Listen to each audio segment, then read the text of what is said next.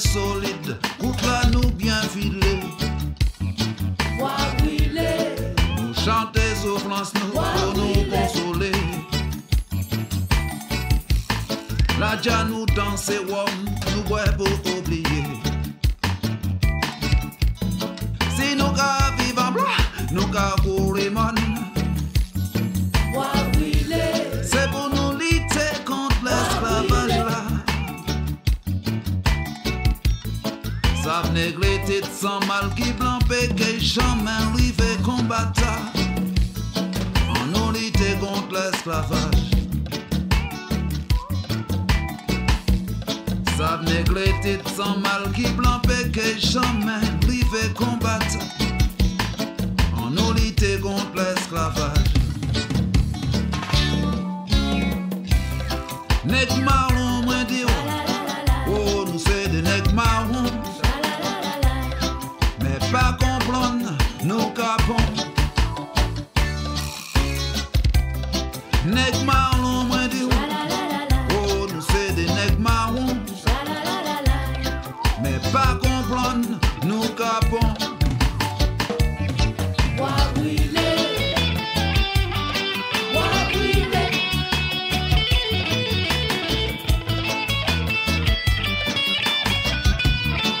Rocksteady.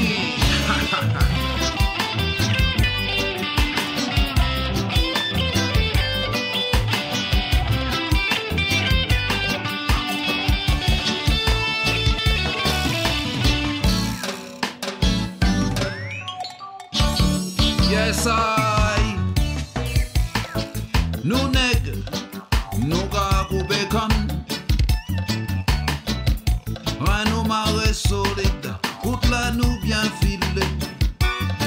Bois brûlé, Chanter souffrance nous pour nous consoler. Ouais. La dia nous danser, nous bois pour oublier. Si nous ka vivre nous ka courir mon. C'est pour nous lutter contre l'esclavage. Ça venait gléter sans mal qui blanc péqué chemin rivé combattre. On nous lutter contre l'esclavage.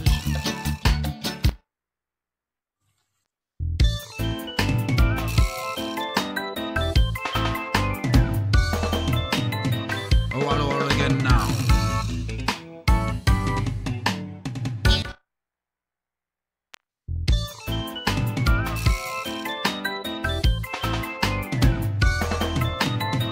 Oh, hello again now.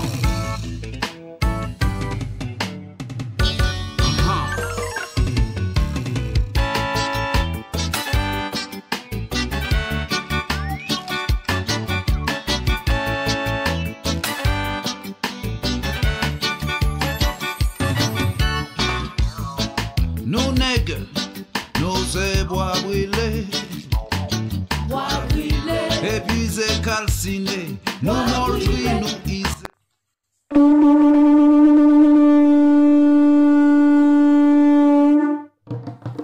Radio Tout-Petit-Monde 97 commémore le 175e anniversaire de l'abolition de l'esclavage aux Antilles-Guyane cette année. Soyez au rendez-vous sur votre radio du 10 mai au 10 juin dans l'émission du lundi, mercredi, jeudi et samedi dès 19h.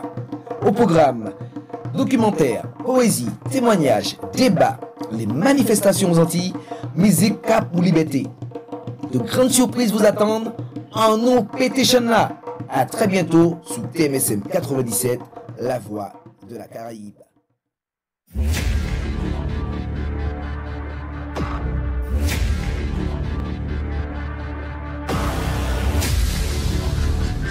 Attention, attention, tout le monde, Capalélissa, le vendredi 26 mai, la diva, la gouilladeuse, Princesse Ursula, en live, fête son anniversaire à la salle Omnium du Bourget. En guest, Erika Azur, Mieli, Justin Joss, Jamie Andrés, Big Tom, Julien Moncler et Pierre Déron, animé par le DJ Eddie Mix et l'incontournable Monsieur Justin Lafilo. Infoline 07 49 52 59 22 07 49 52 59 22. Dîner et Pâques sur réservation.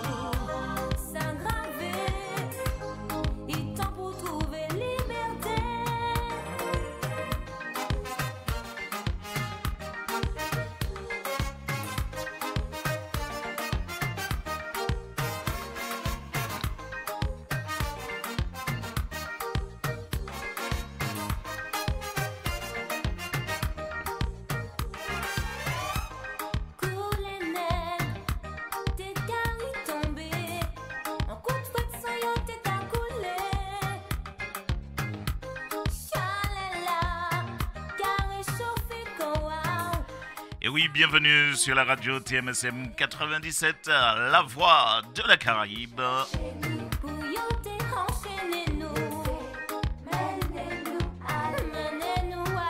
Et oui, vous êtes dans l'émission Actu News.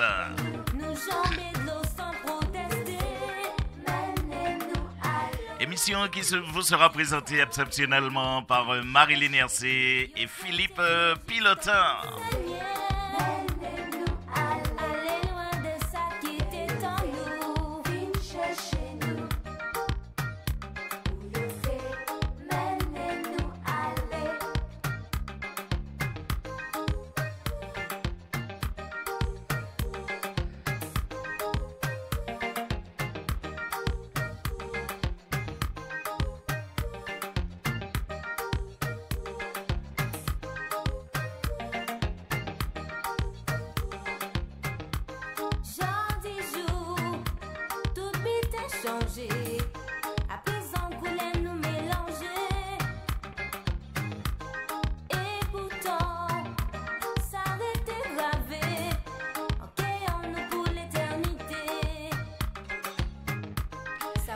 Et oui, bel bonsoir, bel bonjour, en fonction du fuseau horaire.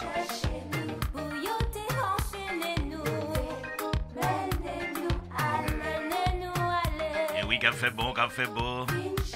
On n'a pas à se plaindre. Nous sommes le jeudi 18 mai. Que le temps passe vite. Bientôt les vacances.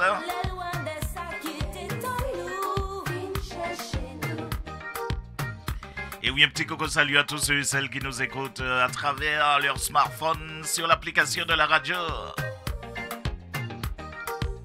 Qui sont encore dans les embouteillages. Si embouteillage est lieu. On pas mandé couler nous là, on pas mandé dans blanc en moins, on pas mandé chivé grené, on pas mandé né plat en moins, on pas mandé on gel épais, toutes ces mounades d'eau en moins, comme si vraiment son tableau maman. Un aigle au Japon,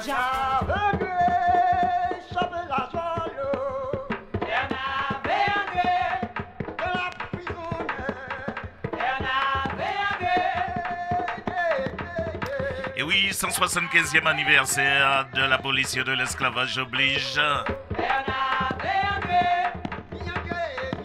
Et ce, jusqu'au 10 juin, mesdames et messieurs, nous allons parler.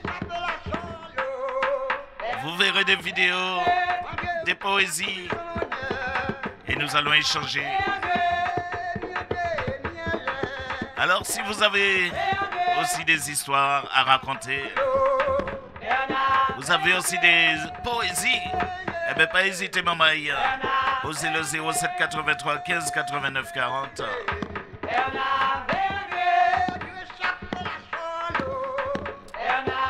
Et oui, nous ferons un petit clin d'œil à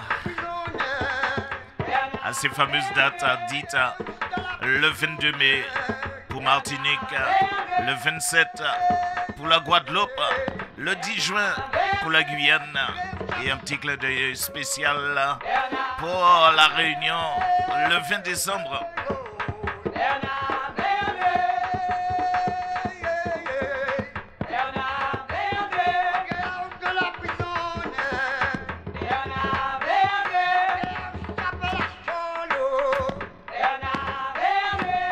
Et oui, à partir de 19h30, mesdames et messieurs, nous serons avec Marilyn Hercé. Et aussi notre chroniqueur de talent, Philippe Pilotin. Et oui, pour échanger. Et Philippe vous parlera de la banane. L'histoire de la banane.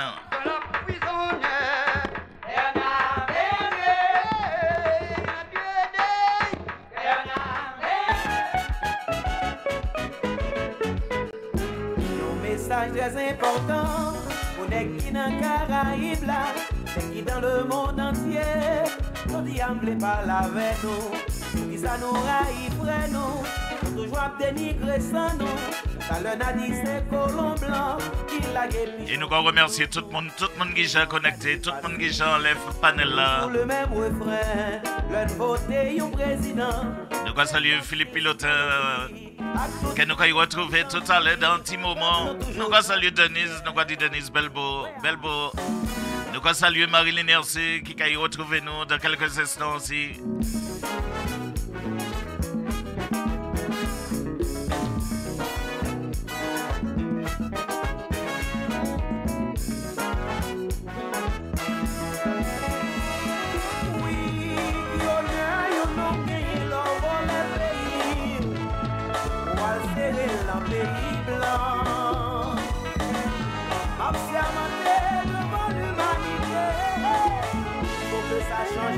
Et oui les amis, n'oubliez pas de partager.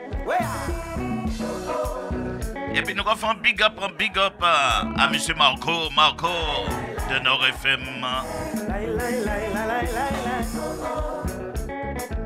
WLP.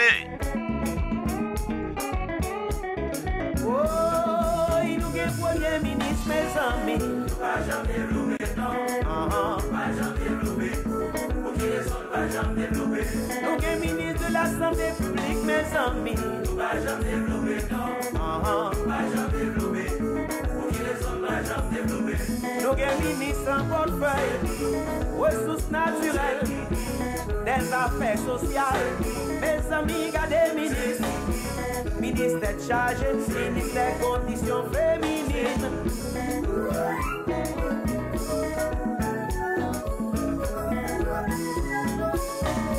Aïe aïe aïe, le titre Nègre en Caraïbes là. Aïe aïe aïe. Et oui, tous les sons que vous entendrez en ce moment auront un rapport.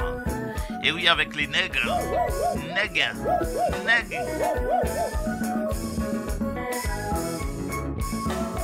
Toutes les musiques auront un rapport avec les nègres. L'esclavage aussi. Tout ça nous traversait. Qui battait facile. Qui laissait des séquelles.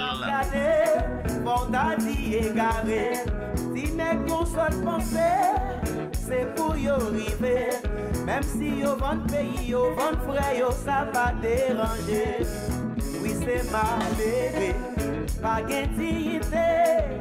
Devant l'humanité, messieurs, s'il fait ça, son gros péché, péché mortel. C'est péché, c'est péché, c'est péché, c'est péché, c'est péché. Aïe, aïe, aïe, aïe, aïe, aïe, ton est si non fait ça. C'est péché, c'est péché, c'est péché, c'est péché, c'est péché, c'est péché. Ton est nègre la caille si non fait ça. C'est péché, c'est péché, c'est péché, c'est péché, c'est péché, c'est péché. But anyway, let the music move. Yeah, yo, I took time.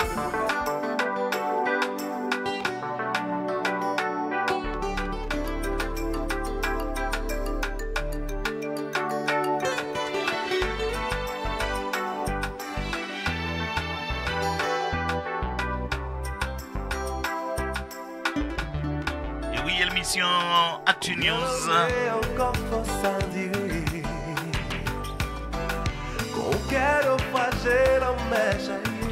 Et oui, avec la voix de Yannick Cabrion.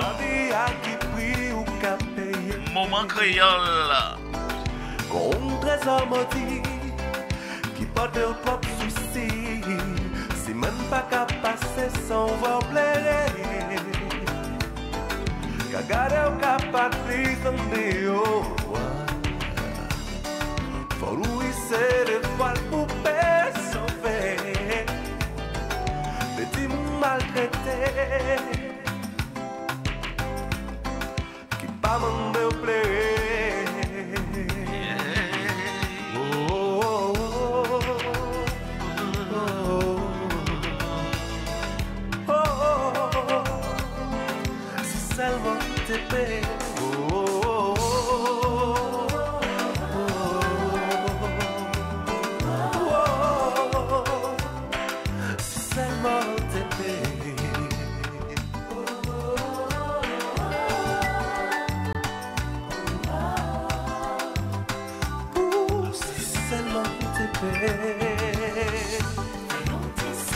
Et oui, nous allons faire un petit coco salut à monsieur Louvès Abel.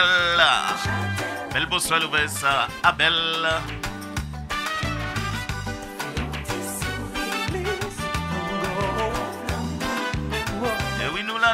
ou bien?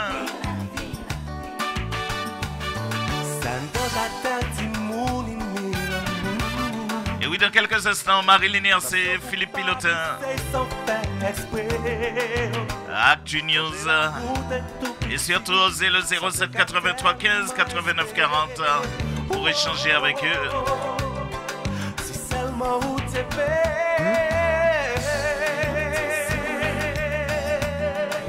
N'hésitez pas, n'hésitez pas.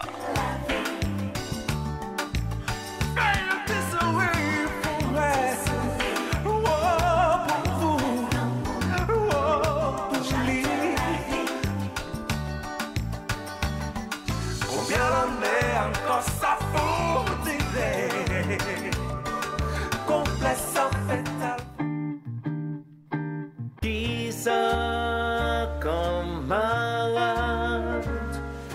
Pour qui raison aucun souffert comme ça? Comme malade?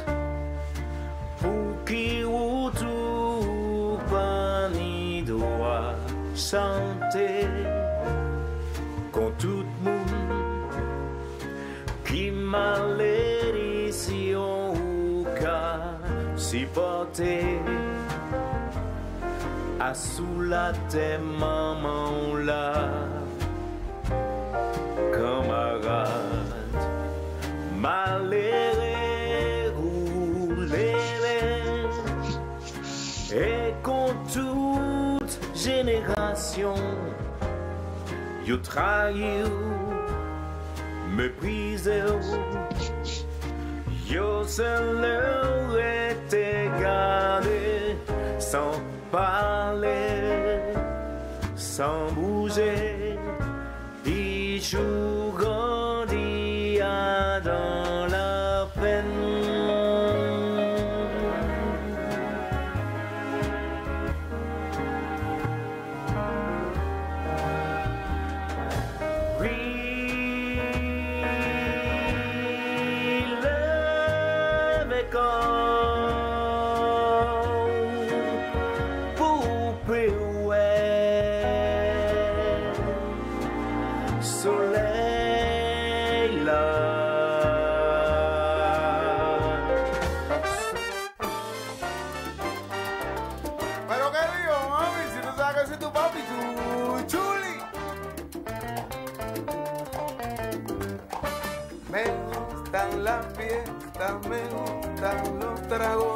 Et oui, mesdames et messieurs, nous sommes dans l'émission Actu News.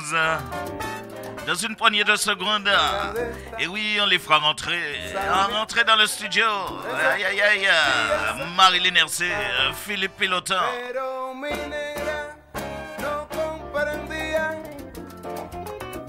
Mi manera de vivir y un buen día se fue de casa y esta nota mi me dejó. Tú eres un mujeriego, un malvado, un canalla. Quédate con tus cuentos que ya no te aguanto más. Mimi, no me dejes, mami.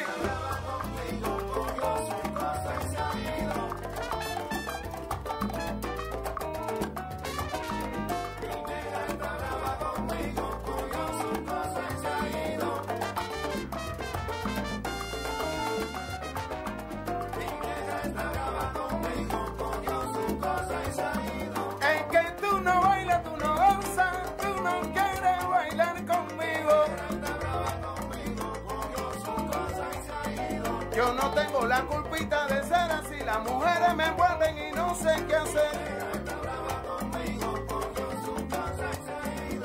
Tú dices que soy un mujeriego, un malvado, un canalla y no.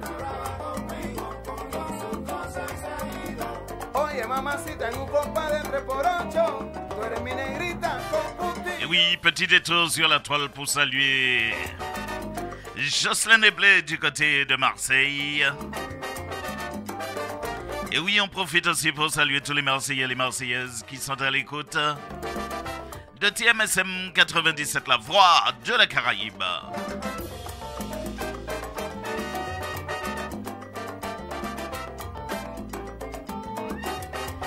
Et oui, mesdames et messieurs, déjà 19h28 à la pendule de TMSM 97, dans une poignée de secondes. Alfredito, Et oui, nous allons les mettre en piste. Marilyn RC, Philippe Pilotin. por lo menos tiene a mi amigo.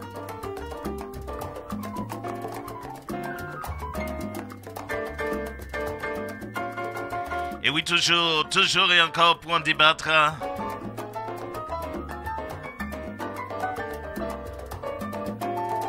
À l'honneur de ces 175e année d'anniversaire de l'abolition de l'esclavage.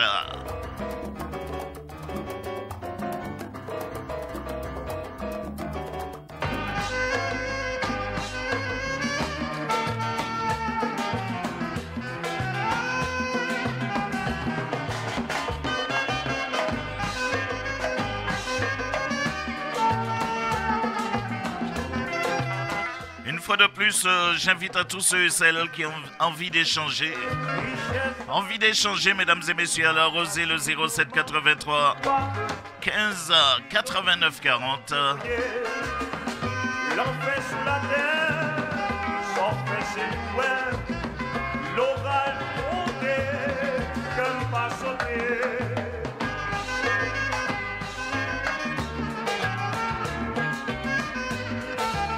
Et oui, un big coco salut à toi, Lydia Dupuis, bienvenue à toi, bienvenue. Eh bien, 19h30, à la pendule de TMSM 97, la voix de la Caraïbe. Pas besoin, vite au mon Dieu, voyez, l'enfer sous la terre, sans fesser loin, l'orage grondé, comme pas sauter.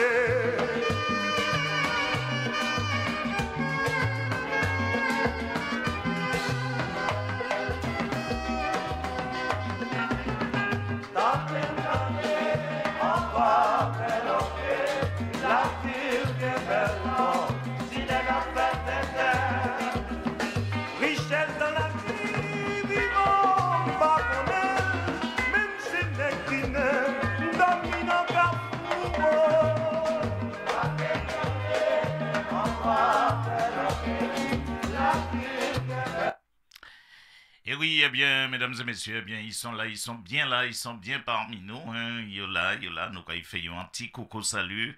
Nous allons faire un petit bonsoir d'abord, priorité aux dames, priorité aux femmes. Nous allons faire un petit coucou salut à Marilyn RC qui est avec nous. Marilyn, bel bonsoir. Bel bonsoir Pierre, bel bonsoir Philippe, bel bonsoir à tous les auditeurs, à tous les connectés sur l'émission ce soir. Et oui, eh bien, nous allons faire un petit coucou salut aussi. Nous allons faire un petit coucou salut à notre chroniqueur de talent, comme j'ai pour habitude de dire, monsieur Philippe Piloté, alias Pipo. Pipo, bel bonsoir. Bel bonsoir Pierrot, bel bonsoir Marilyn, content de vous retrouver cette belle radio qui est TMSM 97, la voix de la Caraïbe.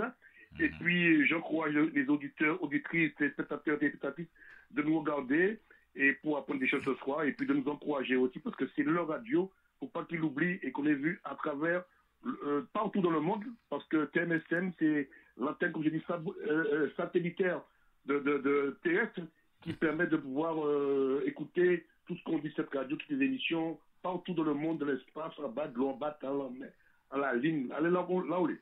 Ben, nous avons déjà écouté l'intro de l'émission Actu News et puis après nous allons virer le générique là et puis nous allons continuer. C'est parti. C'est parti.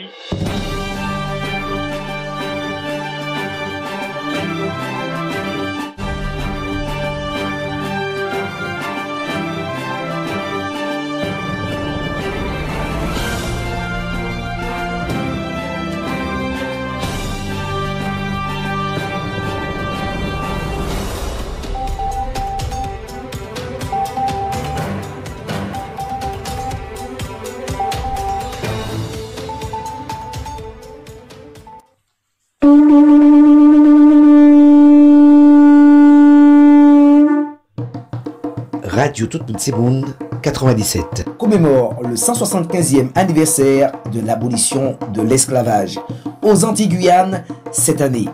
Soyez au rendez-vous sur votre radio du 10 mai au 10 juin, dans l'émission du lundi, mercredi, jeudi et samedi dès 19h. Au programme, documentaire, poésie, témoignages, débats, les manifestations aux Antilles, musique cap pour liberté. De grandes surprises vous attendent en nous pétition là. À très bientôt sur TMSM 97, la voix de la Caraïbe. Et oui, comme il le dit si bien David Amour, en nous pétichonnant la voix de la Caraïbe, hein, c'est exactement ça, Marilyn, Philippe, hein, ce soir, n'est-ce pas? Tout à fait, n'est-ce pas, ce soir, donc, un nouveau thème ce soir avec Philippe Pilotin, quelque chose qui fait partie, on va dire, de cette période esclavagiste et post-esclavagiste. Donc Philippe va nous raconter un petit peu les faits et va nous éclaircir certains points. Alors, avant toute chose, on va débuter par justement une petite vidéo d'une poésie écrite par Philippe Pilotin justement et qui va introduire le sujet du soir. Ok. L'énigme de la banane, poème de Philippe Pilotin. Depuis ton importation de Guinée et de Chine, quand aux Antilles tu as pris racine, nos aïeux ont courbé les chines en bossant comme des machines. Même si durant la traite négrière, tu as été leur mère nourricière, à nos chères sœurs et vaillants frères, tu n'as apporté que des misères. Sans tenir compte de leurs coutumes, ils ont changé ton costume pour te parer de celui du légume, ce qui a rempli leur vie d'amertume. À mesure que ta culture s'est étendue et que ta consommation s'est répandue, leur sort est devenu plus ardu et personne ne les a défendus. Avant même qu'ils ne soient émancipés, ils se sont retrouvés handicapés par tant d'années de travaux forcés qui les a en partie éreintés. Sous leurs pas, on a glissé ta peau pour que leurs descendants n'aient pas de peau. Mais on n'a pas réussi à les mettre KO, ni même les enfermer dans des entrepôts. Succulente et délicieuse banane des îles, à nos aïeux, tu n'as pas rendu la vie facile. Auteur de leurs profondes cicatrices, au lieu d'être pour eux réparatrices. Aujourd'hui, de toi certains sont peu fiers, même si tu demeures leur principal dessert. Car à cause de toi, on a contaminé les terres. Et ce n'est pas facile de résoudre ce mystère. Heureusement, figue, poyo ou tinin, tu restes l'aliment que l'on délecte le matin, malgré ton avenir plutôt incertain qui a changé la face de notre destin. L'énigme de la banane, poème de Philippe Pilotin.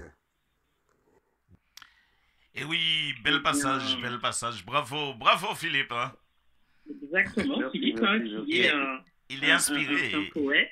Il est inspiré en ce moment. Hein. Oui, et puis c'est un fin poète. Philippe écrit de très beaux textes qui sont très parlants. Et d'ailleurs, ma première question pour Philippe, par rapport à cette poésie, Philippe, dis-moi, est-ce que cette poésie dénote ton aversion pour la banane?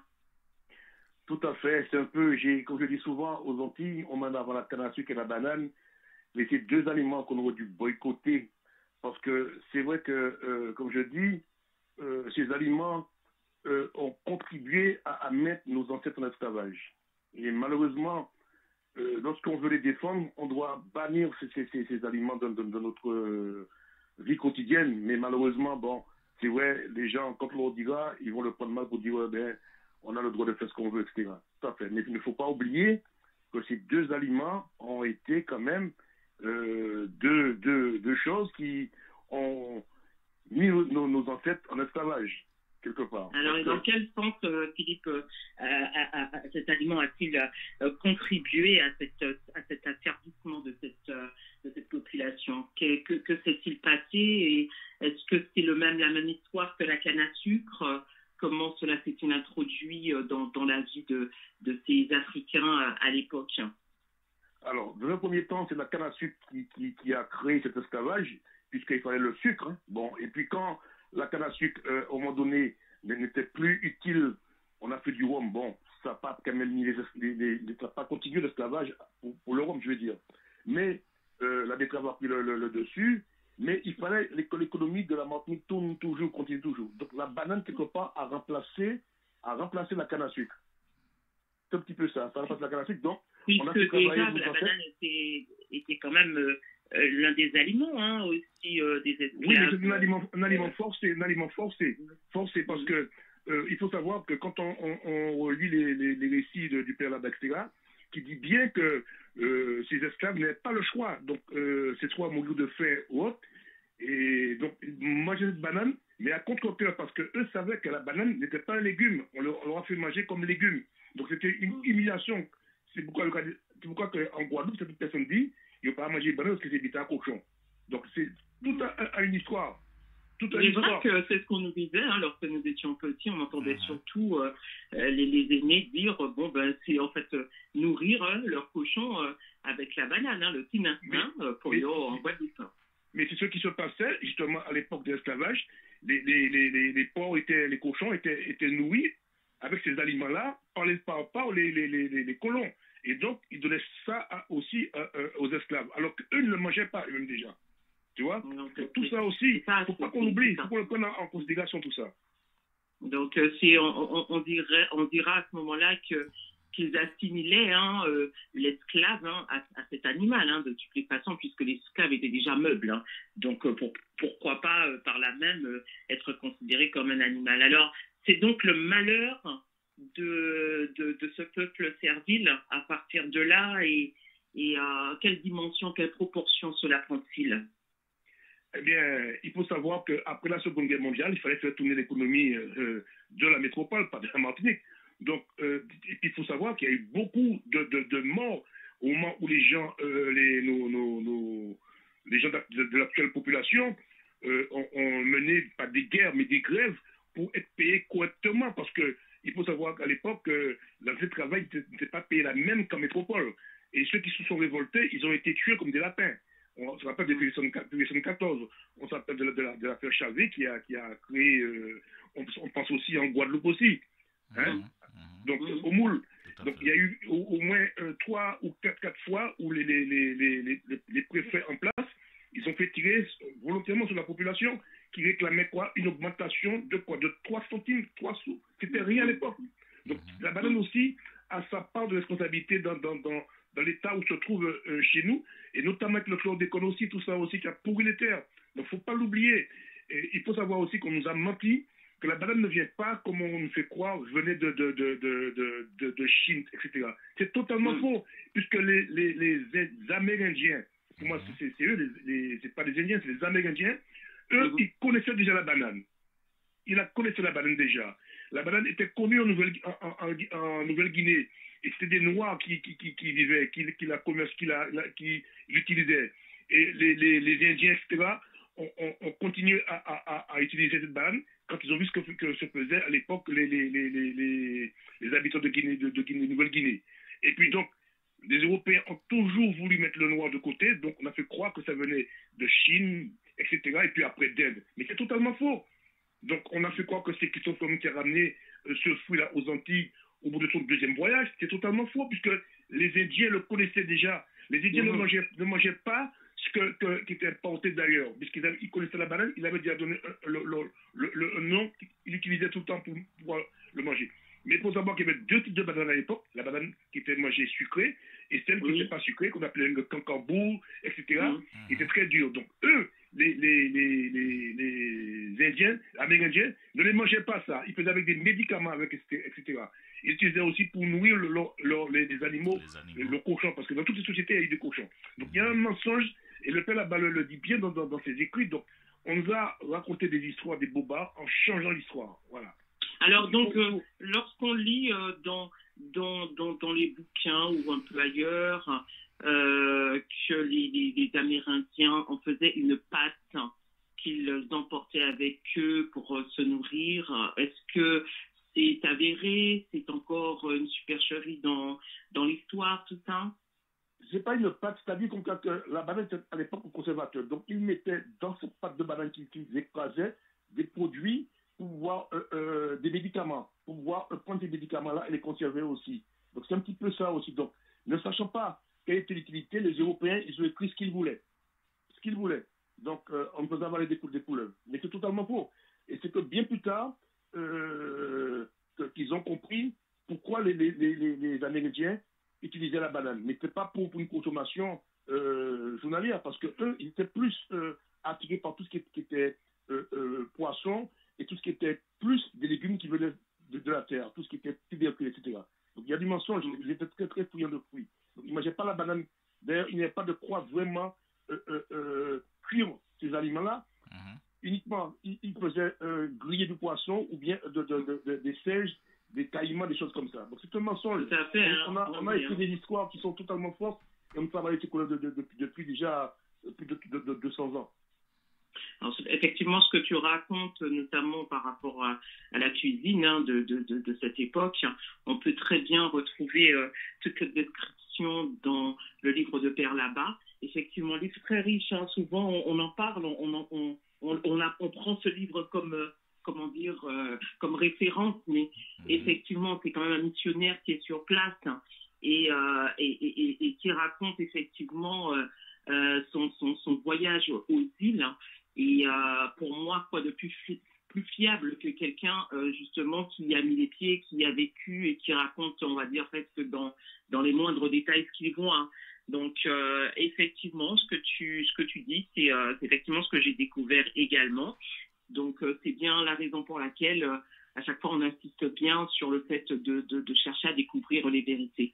Alors Philippe, nourriture pour esclaves, d'accord, au départ, et puis on se rend compte que de la nourriture pour esclaves, on finit par en faire un moyen lucratif.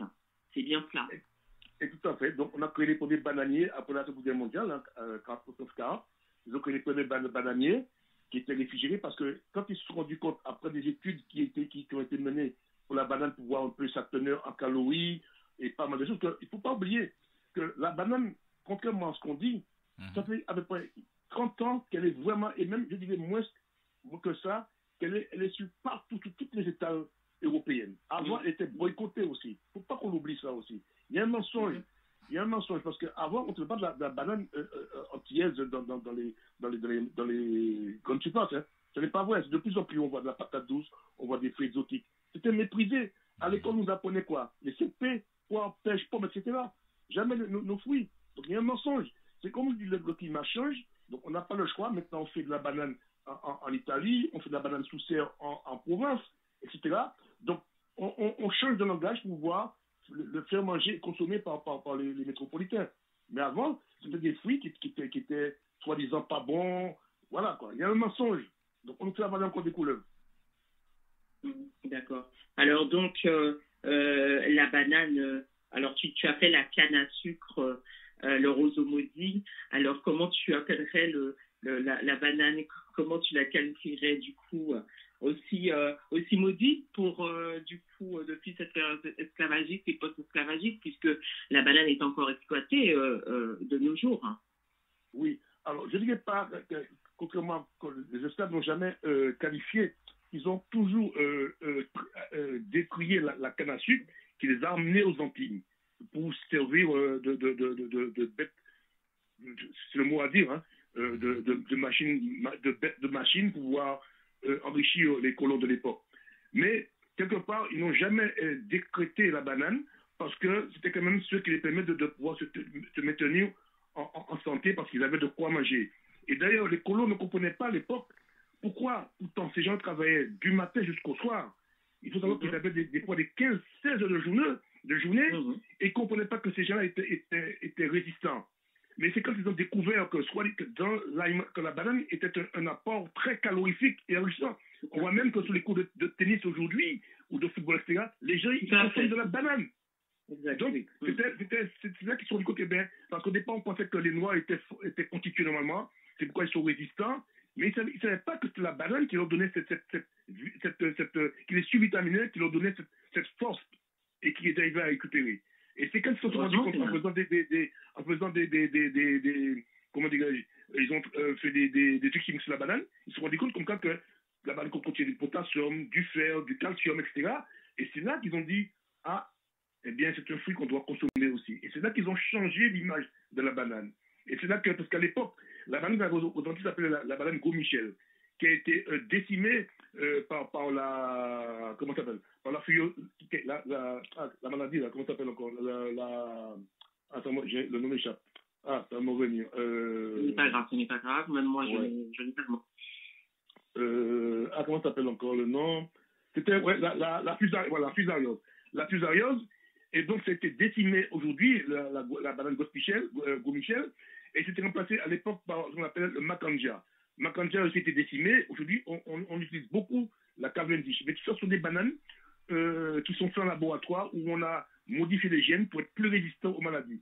Et aujourd'hui, donc, la Cavendish est attaquée par la cercosporiose qui bouffe les feuilles. Et donc, là, ils sont en laboratoire, ils sont en train de faire des bananes. Je suis sûr qu'aux Antilles, ils ont déjà planté déjà pour voir si ça tient ou pas. Mais on ne le dira pas. On ne le dira pas. Et on voit bien ce que font les béquets. Les béquets, aujourd'hui, ils sont en train d'aller planter au Sénégal, en Côte d'Ivoire, de la banane pour pouvoir concurrencer de la banane antillaise. Parce qu'ils savent comme ça que bientôt, on ne pourra pas exporter la banane antillaise à cause des sols qui sont soi-disant pollués. Donc, voilà, on ne le dit pas. Je sais que j'ai des amis en Côte d'Ivoire, au Sénégal, qui me disent que des béquets martiniquais, tout ça, ils ont acheté des immenses terrains avec la complicité de ces chefs d'État-là, et là, ils sont en train de planter des bananes. Voilà. Et ces bananes-là vont être moins chères, vu que la main-d'œuvre et le coût de la vie est beaucoup moins cher dans ces pays-là. Eh bien, tous les petits producteurs aux Antilles qui vont continuer à faire de la banane, ils ne seront pas, ils seront pas concurrencés, ils ne pourront pas concurrencer ces bananes-là. Donc, ces gens-là ont toujours le monopole. Le monopole.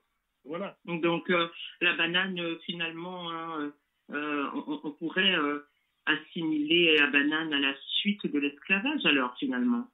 Oui, bien sûr, parce que c'est ce qui a continué à enrichir les béquets, puisque faut pas l'oublier. Finalement, la population n'a pas pu se retrouver totalement, à 100%. Elle n'a pas pu sortir de sa servitude. Non, parce qu'il n'y avait pas de travail à part la banane. Mais même femmes, hommes travaillaient encore dans la canne à sucre pour le rhum et travaillaient encore dans les bananiers. Pratiquement, les gens, il y a 70 ans, la plupart des gens travaillaient dans la banane, dans la canne à sucre. Il ne faut pas l'oublier, ça. On a tendance à oublier ça. Et donc, ils étaient mal payés. Ces gens-là. On a vu sur les photos qui circulaient lorsque tu déclamais ta poésie, on a vu que même les femmes, et les images datent d'ailleurs, même les femmes, elles y étaient à porter leur gros régime de bananes, etc. quand même. Hein. Et des fois, un régime de 50 kilos. 50 kilos. Ça, il faut se mettre dans la tête. Donc voilà, donc tout ça aussi, et on ne se rend pas compte, mais pour moi, comme je dis, l'esclavage a été aboli soi-disant, mais l'esclavage a continué aux Antilles. Ça a continué. Et ça continue encore toujours aux Antilles. Sous une autre forme. Aujourd'hui,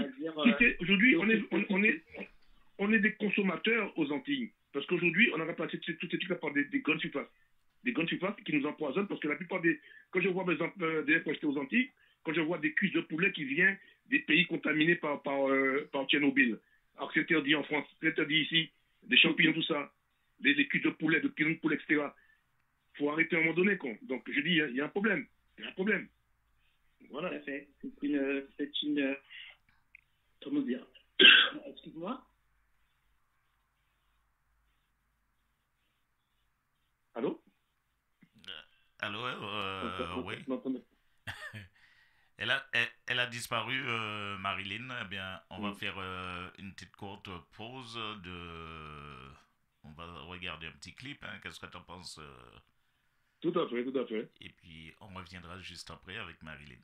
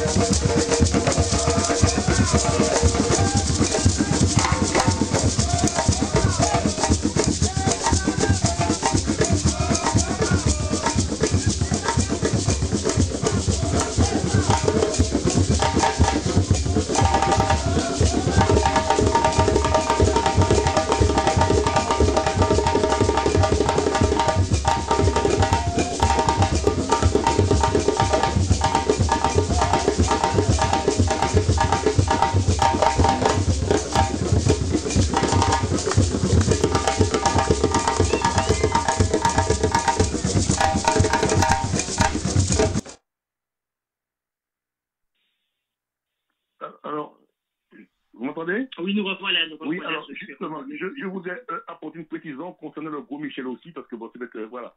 Il faut savoir Oui, aussi j'allais qu'en te poser Guadeloupe, la question parce que du coup, je ne sais pas qu'on appelle le Gros Michel. le Gros Michel, c'était la Gros banane. Michel ou Gros la Michel, banane d'ailleurs? Le Gros Michel, c'est le nom de la banane, la première banane qui était commercialisée, qui était qu'on donnait à manger aux esclaves ou aux cochons, et qui a été décimée après qui a été contaminée par la fusariose, hein.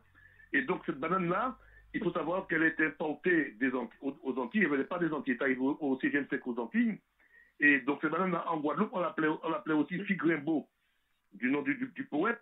Et en Martinique, on l'appelait aussi figue Baudin, parce que ça venait d'Inde et c'était importé par un officier qui portait le nom de M. Baudin, tout simplement. Et c'est de là que la banane de la Martinique a été en Jamaïque, en Australie, un peu partout. Donc voilà, c'est de la Martinique. Et c'est à l'époque, les Européens ne mangeaient pas de la banane, mais comme ils voulaient faire du commerce encore parce qu'il n'y avait plus de canne à sucre, plus de sucre, donc on a fait tout autour de cette banane martiniquaise, guadeloupéenne, la banane tièse, tout un patacouflet, c'est la meilleure banane du monde, etc., etc. Et ça s'est entré dans les idées, dans les mœurs. Mais on ne dit pas que c'est la banane qu'on dit soit la meilleure banane des Antilles. Il ne faut pas se voir là-bas, c'est une banane qui n'est pas naturelle. Je suis désolé de le dire, mais c'est une réalité. C'est une banane qui a été travaillée en laboratoire. Donc les gens critiquent, ils disent qu'ils sont contre l'orgueil comme ça, mais est-ce qu'en négligeant cette banane-là, ça n'agit pas sur notre santé quelque part aussi? On ne sait pas. De la meilleure banane des Antilles, c'est quand même passé aux légumes ou aux fruits qu'il faut bannir, hein, puisque à cause donc de ce chlordécone, on a dû disparaître pendant un bon moment la banane sur les étals des supermarchés ici dans l'Hexagone. Bien sûr. Donc du coup, elle a perdu sa cote, on dira. Mais oui, et déjà, tu vois ce que font les béquets.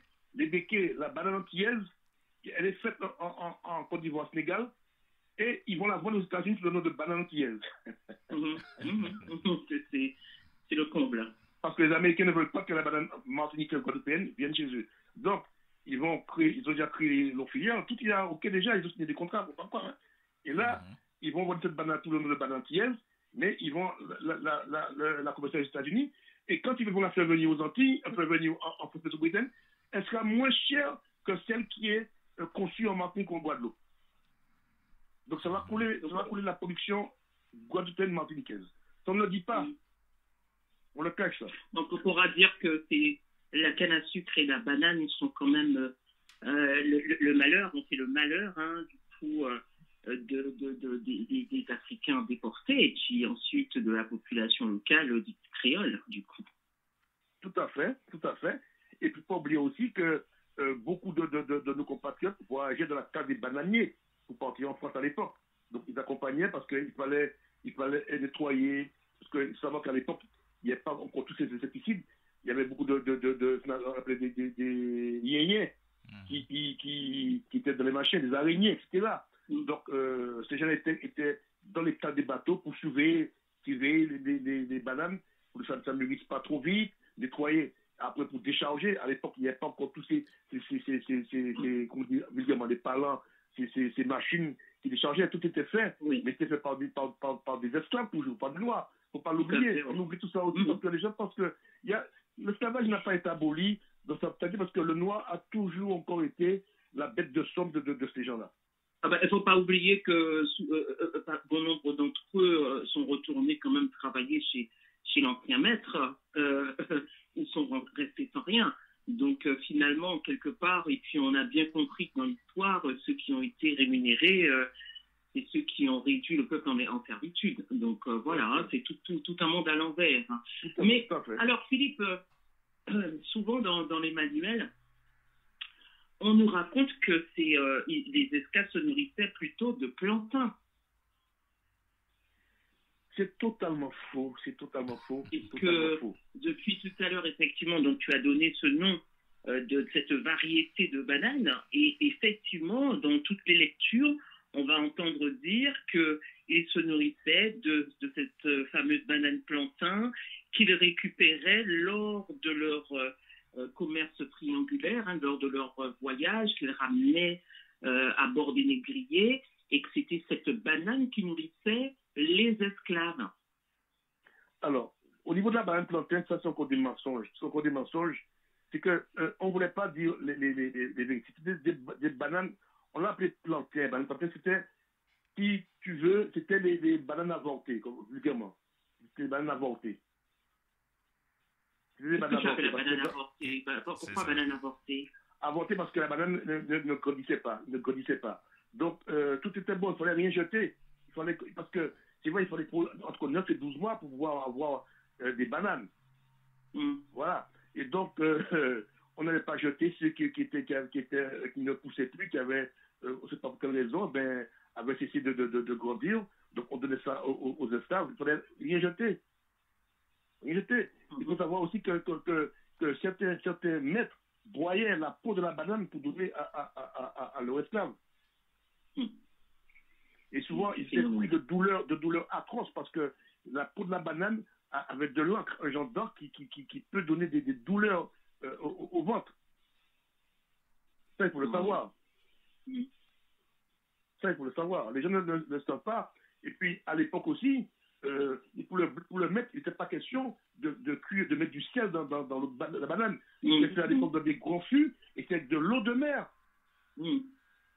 Pour gagner. Bien, on comprend bien pourquoi les estomacs étaient dans un piteux état. On comprend bien pourquoi on avait des esclaves souvent malades, des esclaves qui, déjà, depuis, à bord du négrier, avaient l'estomac complètement retourné.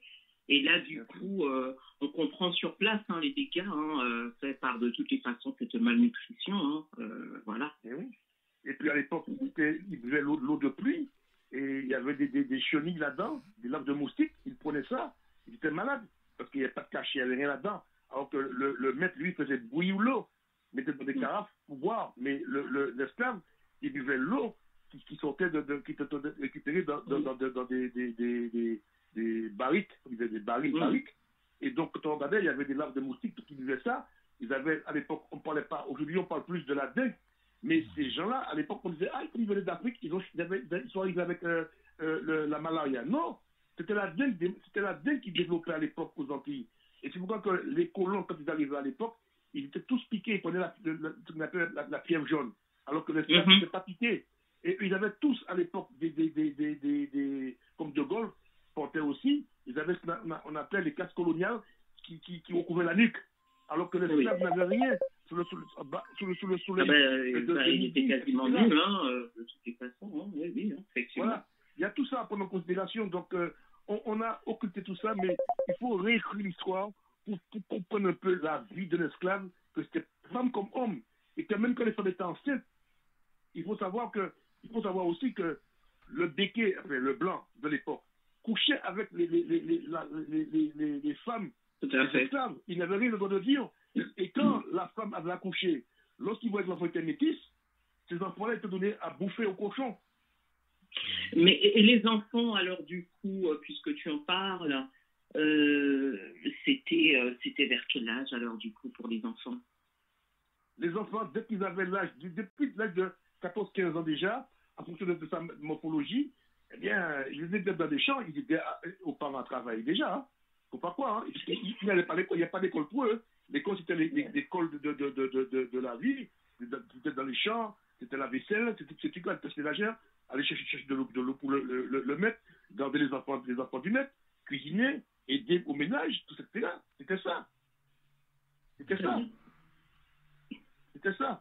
Et les gens oublient que on a eu, maintenant bon, c'est plus comme ça, mais par le passé, les maîtres avaient une préférence pour les femmes noires.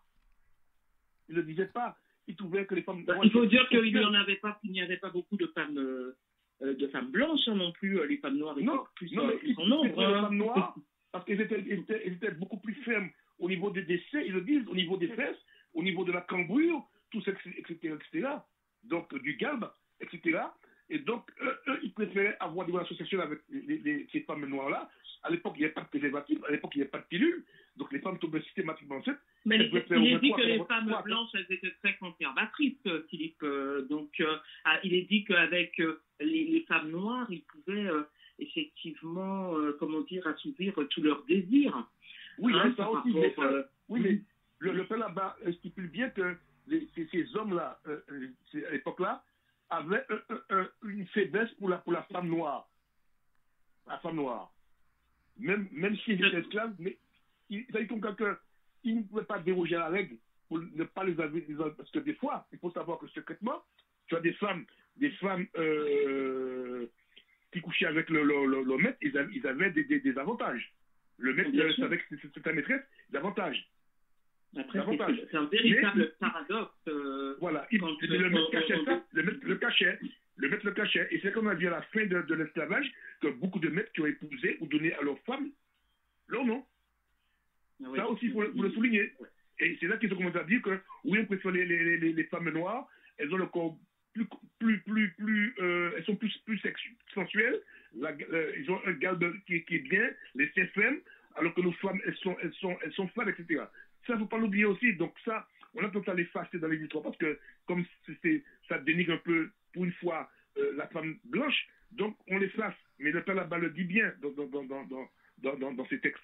Il dit bien que les esclavagistes avaient la préférence pour les femmes noires. Et il disait bien que lorsque les femmes pouvaient tomber enceintes 3 ou 4 fois dans l'année, et les enfants étaient donnés à bouffer aux cochons. En tout cas, c'est un véritable paradoxe parce que lorsqu'on décide que l'autre est immonde, est une bête de somme, etc., et puis sans oublier les descriptions qui sont faites des esclaves à cette époque. Moi, j'ai lu des choses. Oui. La manière dont on décrit le noir, on se dit, mais comment tu fais pour après décider d'avoir c'est quand même en sac dans les têtes libres, on va pas comprendre. non, mais ce sont des choses, voilà, ça te donne à réfléchir en tout cas par rapport à tout ça. Bon bref, c'est vrai que ça c'est un autre sujet. Donc voilà, Philippe, alors du coup, qu'est-ce que tu as rajouté par rapport à la banane? Est-ce que tu voudrais conclure dessus? Et puis ensuite, on ferait une petite pause musicale afin de poursuivre avec le deuxième thème de la soirée. Non, je crois qu'on a fait le tour de la question. Je pense qu'il y a des gens qui veulent appeler pour poser des questions, ils peuvent tous le faire. Donc le téléphone qu'on l'a rappelé est décrit sous l'écran, voilà. Donc non. Il faut savoir qu'on peut ajouter que dans le monde entier, aujourd'hui, eh bien, il y a plus de 235 millions de bananes consommées. Et c'est énorme. C'est énorme. C'est énorme. Et je pense que c'est le fruit le plus consommé aujourd'hui, même si on ne le dit pas. Le plus consommé dans le monde. Alors moi, je vais t'avouer, sincèrement, depuis que je suis toute petite, c'est mon banane. Voilà, donc oui, je pense effectivement à cette histoire, mais malheureusement, voilà, j'ai un goût particulier pour la banane, donc voilà. Moi-même, tu es esclave aussi. Une chose à ajouter aussi, c'est que contrairement à ce que pensent les gens, la banane, pas celle qui est greffée, qui a été modifiée, la banane, elle pousse par rejeton aussi, mais à l'intérieur de la banane, du fruit, il y a des petites graines noires qu'on voit là, ça pousse aussi. Faut le savoir. C'est ça.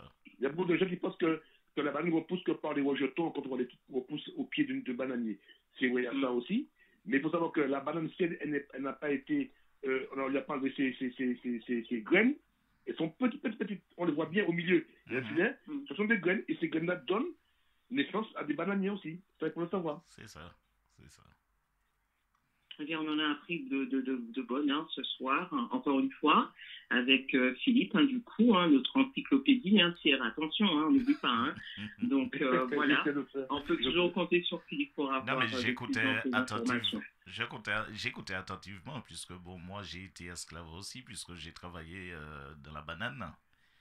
Puisque mon père, il était, comme on dit, chef d'équipe d'ouvriers agricoles, dans le bon français, sinon il aurait dit commandait. Commandait, Commandait, alors, depuis tenir Le vacances. monde rouge, le Voilà. monde rouge a été une terre où il y a eu aussi l'ananas. Pas oublier ça. Ah oui, exactement, tout à fait. Qui a embauché pas mal de Martiniquais, pratiquement. Ah oui, il y en a avec l'usine Socomore d'ailleurs. Exactement, et je peux te dire que des gens partaient le lundi pour venir chez eux le vendredi soir. Pour gagner une misère à l'époque. Des gens qui venaient de toute Marie. Ah oui, c'était une misère, hein. De partout. Ils passaient à travers le champ pour aller au Monde Rouge. Ils n'étaient pas bien logés à l'époque. On ne se rend pas compte de tout ça. Pour gagner, ils étaient mal payés, alors que ces usines-là, eh bien, ils gagnaient de l'argent. Donc, s'il faudrait aujourd'hui rembourser tout le pognon qu'on a volé à ce peuple-là ou à ses descendants, je crois que Palina, c'est pas pièce-là qui fait peu l'argent. Tout à fait, c'est vrai. Et puis, de toute façon, on parle d'intégrité, d'humanité, etc. Et ça n'a pas de prix, hein. Bien évidemment. Hein. Donc, voilà. C'est gagné à ses papiers, mais je crois que le papier n'est même pas à la hauteur du préjudice subi. Hein. Ouais. Ok. Voilà. Et c'est dommage que je pense qu'en Martinique, comme je dis depuis longtemps, qu'il n'y a pas quelque chose. Parce qu'on ne parle du budget de la banane en Martinique, comme le budget du rhum de la banane en Martinique, ils sont là comme c'est touristique. Et c'est touristique, c'est là pour pouvoir ôter des communes le plus souvent, pour enchalander, pour mettre en avant le c'est très touristique, hein. Ça parle de l'histoire de la banane. Tu as des gens qui vont aux Antilles, ils me disent j'étais obligé de la banane, c'est bien. Je dis mais on t'a montré que le côté positif pour pouvoir vendre, on ne te dira pas que le sang des Noirs a été versé, peut-être que coupé, etc. On ne te dira pas ça, c'est normal. Mais si tu prends la vraie histoire de la banane du rhum, eh bien le monde qui te dit m'a pas acheté rhum là. Voilà. Là, ça est plus compliqué. J'ai senti venir ta réponse, Pierre, parce qu'il y a eu un silence et je me suis dit, mon Dieu, quel sacrilège. Ok. Alors, qu'est-ce qu'on fait? On va se regarder une petite vidéo et puis on va se regarder une petite vidéo de Belay et puis on revient juste après. Ok, c'est parti.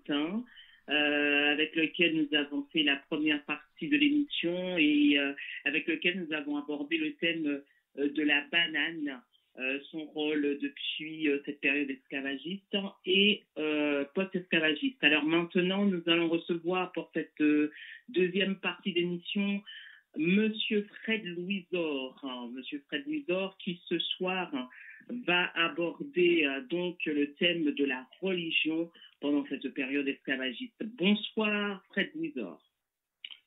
Bonsoir Pierre, bonsoir Marilyn, bonsoir Philippe, bonsoir les auditeurs.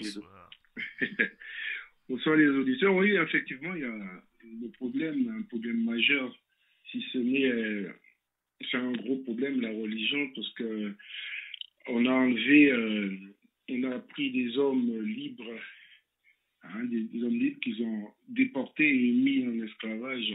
Et pour que les hommes ne rebellent pas trop, il a fallu quand même la religion. Donc déjà de déposséder l'esclave de sa religion, qu'on peut dire que c'était un animiste ou bien peu importe. C'était ou bien la religion africaine, parce qu'il n'y avait pas que l'animisme, il y avait aussi la Math, qui est la religion égyptienne. Donc ils avaient leur religion, ils avaient leur propre Dieu, leur propre croyance. Mais pour vraiment les maintenir sur place, il a fallu les convertir, mais bien avant de les convertir, il a fallu les brutaliser parce que le pape même a décidé que le nègre n'avait pas d'âme. Donc ça a favorisé un petit peu tous les aventuriers qui sont venus, là on appelle ça colons, mais bon, ce sont avant tout des assassins en fait, qui sont venus, et sous le couvert du pape, puisque lui, il a aussi, avant, comme la religion avec une importance extraordinaire, comme le pape a dit que les nègres, bon, mais les Indiens aussi, mais bon, on va s'intéresser avant tout à nos anciens, n'avaient pas d'âme, donc c'était la porte ouverte à tout. Et puis après... Alors, Fred Louisor, je t'interromps juste 2 minutes. Je vais lire 3 petits extraits issus du livre de Père Labat, justement, qui déteignent la manière dont étaient perçus les nègres, comme il les appelait, par rapport à la religion. Alors, il dit « Presque tous les nègres sont idolâtres. Presque tous les nègres qui sortent de leur pays en âge d'homme sont sorciers, ou du moins, ils ont quelques teintures de magie, sorcellerie et de poison. Quelques négresses sont fort habiles dans ces sciences diaboliques. » Alors, est-ce que c'est la raison pour laquelle cette dimension religieuse est arrivée, a pris le dessus? Qu'est-ce que vous en pensez, Philippe et toi-même, par rapport à ce que je viens de lire? Moi, je veux dire que ça, c'est du un peu n'importe quoi. Déjà, premièrement, j'ai regardé vite fait Père Labat, mais Père Labat, lui-même, il avait des esclaves, donc c'était un colon, c'était pas, c'est un père, ouais, bah. Mais ce qu'il dit là, c'est n'importe quoi, parce que quand c'est les blancs qui font les choses, c'est la magie, et quand c'est les noirs, c'est la sorcellerie. Donc, on voit même dans leurs églises que tout ce qui est ange est représenté par les blancs et puis les démons c'est les noirs. Donc c'était une façon tout simplement de dire que j'oublie le mot, mais c'était simplement une façon de stigmatiser les noirs. Mais il n'y a rien de vrai dedans, il n'y a rien ça n'existe pas ce qu'il dit, parce que quand on prend par exemple alors, leur religion, ce qu'ils appellent religion, ben, le noir avait sa religion aussi. Donc, ils appellent religion, c'est-à-dire ce qu'ils veulent, c'est que les gens soient dans la religion catholique, ou on appelle ça en gros les chrétiens. Donc, c'est pour ça qu'ils ont stigmatisé les gens pour dire que c'était des sorciers, des idolâtres, des machins, mais ça, c'est connu. Mais alors, donc, on dirait qu'ils se sont servis de la religion, de la religion pour pouvoir, on va dire, asservir un peuple. C'est ça, c'est pour les rendre beaucoup plus sages. Mais ils avaient déjà commencé avec chez eux, on les appelait les serfs. Et les seigneurs étaient pires que les colons, si ce n'est la même chose. Avant d'arriver en Afrique, ils ne sont pas arrivés en Afrique comme ça. Tiens, ben j'arrive, ou bien aux Antilles, ils ne sont pas arrivés, j'arrive comme ça. Donc, c'est planifié. Qu'est-ce qu'il y a? C'est les armes, et la deuxième arme, c'est la Bible. Donc, ils vont se servir de textes, notamment le texte de... il y a un texte qui parle de Noé et qui avait 3 fils, qui avait Cham, Japhet et je ne me rappelle plus l'autre. Donc, c'est-à-dire un noir, Cham, Japhet qui était un blanc et un autre, je ne me rappelle plus son nom, qui était plus sémite.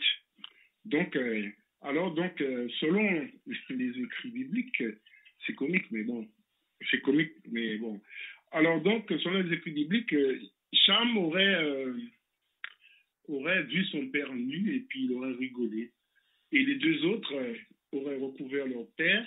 Et par rapport à ça, Noé aurait dit que toute la descendance de Cham serait les deux, c'est-à-dire Cham et... je ne me rappelle plus l'autre.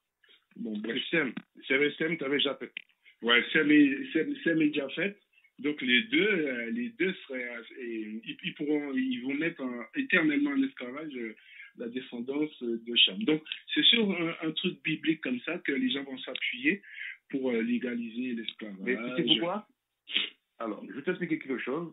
Cham, parce que Cham, c'était noir, c'est pour ça que d'où vient le mot. Oui, alors je vais t'expliquer quelque chose aussi. Il faut savoir que c'est vrai que lorsque les Européens sont arrivés, en Afrique, ce que déjà le roi des Belges le dit, et d'autres avant lui le disaient. C'est le pape, comment ça s'appelle encore? C'est le pape, comment ça s'appelle? Le nom m'échappe, ça me revenir là, en tête. Le pape Nicolas Sec, voilà. C'est Nicolas Sec qui a légalisé l'esclavage en disant, parce qu'il faut comprendre bien que les premiers à avoir mis les Noirs en esclavage, ce sont les Arabes. L'esclavage a duré plus de 5 siècles avec les Arabes. Les Portugais, ils sont moitié arabes aussi. Les Espagnols qui sont moitié arabes aussi. Les Ibères, ils oublient ça. C'est pourquoi on voit qu'ils ont la grosse moustache, les cheveux. Ils ont été colonisés. Moi qui étais au Portugal ou en Espagne, on voit bien que le carrelage, des trucs comme ça. Enfin bref, je ne vais pas dans les détails. Mais à l'époque, c'était les 3 C. Culture, colonialisme, christianisme. Eux, comme tu disais, c'est vrai, ils avaient les armes. Donc, tous ceux qui ne voulaient pas se plier aux autres, ils étaient tués systématiquement. Soit ils entraient, couper leur sexe, femmes comme hommes, etc. Fusillés, bref. Qu'est-ce que tu appelles culture? Non, ils voulaient que ces gens-là adoptent leur culture, qu'ils oublient leur culture. C'est-à-dire qu'ils venaient avec les 3 C. Culture, colonialisme, culture, christianisme. Donc ils arrivaient avec leur Bible pour les faire croire que votre religion n'est pas bonne, n'adorez plus vos saints que vous adorez, etc. Et même aux Antilles, les esclaves aux Antilles ont fait une pire des conneries, c'est que pendant le carnaval, ils mettaient leur propre divinité qu'ils vénéraient de leur pays en bordel. Parce qu'il faut savoir que moi qui ai vécu aussi en Côte d'Ivoire, quand j'allais en brousse, j'ai vu des choses que j'ai vues qui m'ont dit que j'étais gamin, notamment quand il y avait le carnaval, quand ils mettaient les masques, ils mettaient des masques et puis des petits miroirs, la couleur rouge. Eh bien, c'était des divinités africaines qui étaient là. Mais après, les gens, ils ont transformé ça en bacchanal, en carnaval, enfin, en bordel. Bref. Mais il faut savoir, à l'époque déjà, que moi, j'ai toujours dit que je ne crois pas dans le Nouveau Testament. Le Nouveau Testament était écrit par les hommes. D'accord? Écrit par les hommes. Même l'Ancien? Hein? Même l'Ancien? Non. Alors, l'Ancien Testament est issu d'un livre africain, mais qui a été mal, comment dirais-je, qui a été mal traduit. Parce que quand on voit bien... Mais si c'est un livre... Si c'est un livre, c'est écrit par les hommes, mais personne n'a vu Dieu. Non, mais je veux dire, c'est-à-dire comme il faut savoir, il faut savoir des choses qu'à l'époque, en Afrique, tout est écrit sur des tables, sur des cailloux. Parce que les gens parlent, je te donne un petit match, les gens parlent du théorème de Pythagore. Les cailloux, c'est des hiéroglyphes. Non, mais moi, je dis ça pour que les gens comprennent que je dis hiéroglyphes, ils vont comprendre. C'est-à-dire que c'était des cailloux. C'est-à-dire comme quand c'était le support, ils prenaient une pierre, des pierres de pierres ponces qui étaient friables, pouvoir écrire. Et donc, ça se gravait dans la pierre, comme on faisait les dessins dans les contextes. Bon, voilà. Ce qui s'est passé, c'est un peu comme Pythagore et Thalès. Eux, ils n'ont pas inventé ces théorèmes, ils ont été en Centrafrique. Les premières, même les droits de l'homme ont été créés en 1222 au Mali par le roi Séika. Donc, déjà, la France a piqué ça et amené ça en Europe, en changeant le nom, mais c'est ce qu'ils ont pris. Il y avait des diversités, plein de choses. Et donc, en fait, on s'éloigne un peu trop parce que... Non, mais je veux dire, donc, l'Ancien Testament que l'on parle, c'est un livre à l'époque qui a été recopié de ce que disaient les Africains. Et lorsque les Juifs, qu'est-ce qu'ils ont fait? Lorsqu'ils ont tué Jésus qui était noir, parce que tout le monde le sait, parce que même les Anglais le disent, pourquoi ils ont fait la religion protestante, je vais prendre des détails. Il faut savoir ce qui s'est passé à cette époque-là. Donc, ils ont été le Nouveau Testament en disant qu'ils étaient les enfants élus de Dieu, etc. Parce que les gens leur faisaient la guerre à cette époque, parce qu'ils avaient tué Jésus, qui était noir et qui était le vrai Juif. Parce que les vrais Juifs, ce ne sont pas eux, ce sont les Noirs. Je parle de ces détails-là. Bref, mais bon, voilà. Donc, si vous te dites un peu que l'histoire est mensongère, quand ces gens sont arrivés, ils avaient trois choses en tête. C'était la culture, de changer la culture de ces gens-là pour les asservir, la religion, et puis s'implanter dans ces pays-là. C'est ce qu'ils ont fait. Et contre nature, tout ce qu'ils ne voulaient pas croire, tout ce qu'ils ne voulaient pas marcher aux autres, ils étaient tués systématiquement. Mais alors, tout ce que vous avez dit là, du coup, ça me fait penser à un livre, un film issu d'une histoire vraie d'un ancien esclave. Je ne sais pas si vous avez entendu parler de ce film, The Birth of a Nation. Oui. Et là, c'est Nat Turner. C'est la véritable histoire de Nat Turner. Donc là, on a quelqu'un qui a vécu donc cette fin, cette histoire. Donc, dans ce film, il était prédicateur. Donc cet esclave était prédicateur. Et donc, il s'est rendu compte à un moment, parce qu'il n'avait pas vécu de châtiment, de barbarie chez son maître, et il s'est rendu compte, en allant prêcher un peu partout sur les différentes habitations, il s'est rendu compte qu'il y avait de la barbarie, qu'ils étaient fouettés, qu'ils étaient maltraités, etc. Et là, il raconte qu'il est retourné dans cette fameuse Bible et qu'il s'est rendu compte finalement qu'on lui demandait de lire uniquement les passages que les maîtres avaient décidés. Exactement. Donc les passages qu'il avait lus, on va dire en gros, donnaient raison aux maîtres. Exactement. L'argent les donc, pas lui, ayant ouvert les yeux, donc à ce moment-là, il finit par lire davantage, d'aller un peu plus loin dans sa lecture de la Bible. Et là, justement, il se réveille et il forme, on va dire, une espèce de petite milice avec il se révolte, et il forme une espèce de petite milice avec donc d'autres esclaves parce qu'il s'est rendu compte qu'il n'avait pas, qu'on les avait bernés avec les mêmes passages. Donc, est-ce que ce n'est pas vraiment ce qui s'est passé? On arrive, c'est comme un peu à l'école. On va à l'école et on nous donne des données. Si nous, on ne va pas puiser ailleurs, eh bien, on ne saura pas. Donc, c'est peut-être tout ça. Tout ce dont on est en train de parler, c'est peut-être ça. Oui, le problème, non, mais le problème, c'est que on parle du postulat qu'il y a un Jésus, qu'il y a tout ça, mais bon. Et le problème, c'est que, est-ce que, si on veut parler de religion, est-ce que ça existe, Jésus? Et est-ce que c'est pas, est-ce que c'est parce que c'est, le problème dans ça, c'est Constantin qui a créé cette histoire de religion catholique, l'empereur Constantin. Donc, il s'est appuyé sur quelque chose qui s'appelle la religion catholique, bon voilà, avec un Jésus, Marie, machin, tout ça. Alors que si on parle dans l'ancienne Égypte, ce sont les mêmes choses, c'était Horus, Isis, Osiris, Horus étant leur Jésus. Donc c'est quelque chose qu'il a copié. Donc on n'est pas, pour dire que Jésus est noir, c'est faux, parce qu'on ne sait pas s'il est noir, puisqu'on ne sait même pas s'il existe. Autant on a trouvé des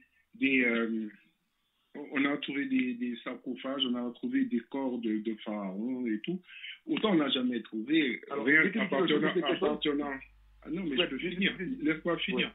On n'a jamais retrouvé quelque chose appartenant à Jésus. Donc Jésus, ça peut être aussi une source, comment on peut appeler ça? J'ai oublié le nom. Donc c'est juste j'ai oublié le nom. Bon, ça va me revenir. Mais c'est justement, c'est à partir de Jésus qu'ils ont commencé, qu'ils ont colonisé les gens, qu'ils ont mis les gens en esclavage. Mais Jésus, ce n'est pas du tout ce qu'on fasse un saint, hein. C'est pas du tout ça. C'est une façon de mettre les gens en esclavage. Ils ont fait Jésus comme ils auraient pu prendre, par exemple, ils auraient pu dire à Philippe, bon voilà. Mais il n'y a pas de trace de Jésus. C'est une fiction. En fait, pendant cette période, en gros, c'est une fiction. qu'on voulait ressortir, c'était pas que on leur parlait de Jésus à cette époque-là. Hein. C'est qu'en fait, on leur lisait des passages qui leur faisaient comprendre que l'esclavage était normal. Donc, en fait, pendant l'esclavage, ils n'insistait pas plus que ça sur l'histoire, sur les personnages ou autres. Hein. Lorsqu'il parlait ou qu'il... Non, mais je dis ça parce qu'il a parlé de Jésus. Mais il est bien évident que, comme j'ai dit tout à l'heure, que le passage avec comment il s'appelle, Noé, tout ça, bon, c'est juste pour dire que j'oublie le nom. Juste pour dire que, bon, voilà, on vous a mis en esclavage parce que votre ancêtre n'a pas à rigoler. Parce que... Donc, ce sont des choses inutiles. Ce sont juste des choses comme ça. Ils inventent des choses inventées. C'est comme les histoires de Fable de La Fontaine. On sait maintenant que La Fontaine n'a rien écrit du tout. Donc c'est toujours pareil. Oui, ça fait un moment. Non, mais il y a des points. Bon, je vais te dire quelque chose au nom de Jésus. Moi, je ne crois pas de la religion, je crois en Dieu, je ne crois pas de la religion. Écoute bien ce que je te dis. Il faut savoir, moi, que j'étais à l'école. Il y a déjà plus de 50 ans que j'étais à l'école. Quand je prenais les manuels scolaires, jamais on m'a parlé des pharaons noirs. J'ai toujours vu des pharaons blancs. D'accord? Mais comme tout le monde, même maintenant, ils ne parlent pas. Attends. Il a fallu comme quoi que quand on a pris des déterrés, etc., qu'on a montré des vérités. On a montré des vérités qui étaient bien noires avant, etc. Bref. C'était pareil pour Jésus. Dans le monde actuel où vivait Jésus, etc., qui existait, mais pas sous le nom qu'on le connaît, parce qu'après on l'a blanchi, mettait des débats, etc. On a réécrit une histoire. Voilà. Il faut savoir que là, tu ne peux pas voir quelqu'un de blanc. C'était impossible.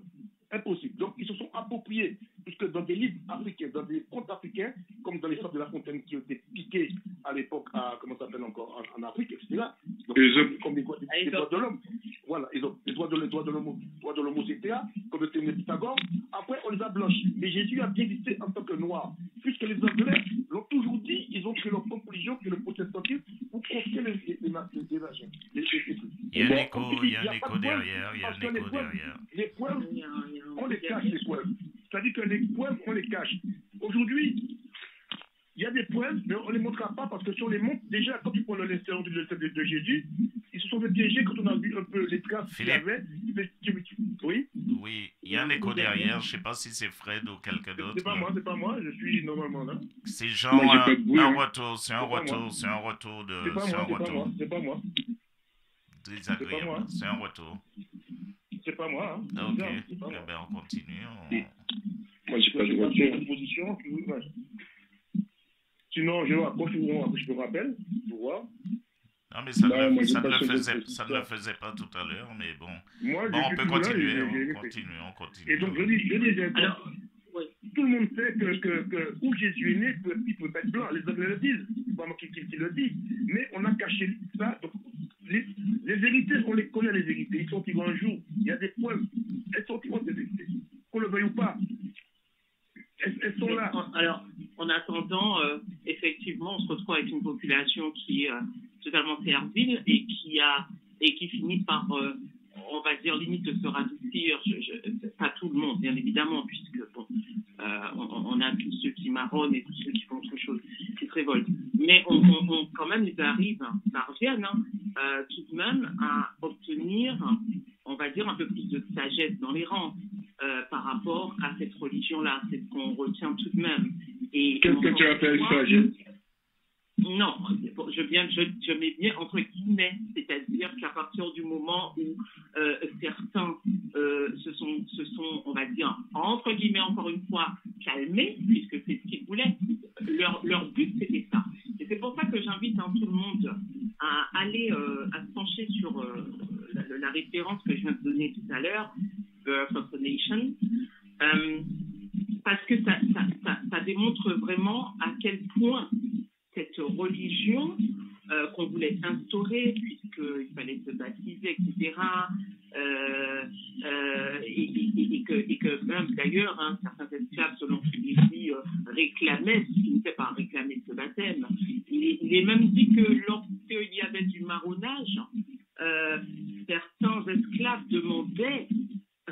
faisaient une prière parce qu'ils pensaient que les marrons étaient possédés par des esprits mauvais. Donc, ils priaient pour qu'eux-mêmes ne le deviennent pas. Non, mais... Finalement, alors, Marilyn, on a l'impression que ça fonctionnait. Oui. Ce qu'on va faire, on va faire une petite pause,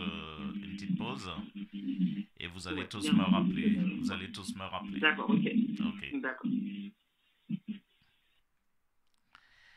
Oui, puisque c'est vrai, il y a un petit peu de bruit derrière, c'est hyper désagréable.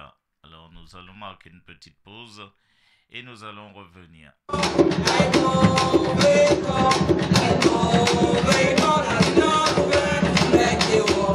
Débouchez des gadomis, débouchez des gadodos, débouchez de mon sommeil quand vous m'envoie qu'à lever.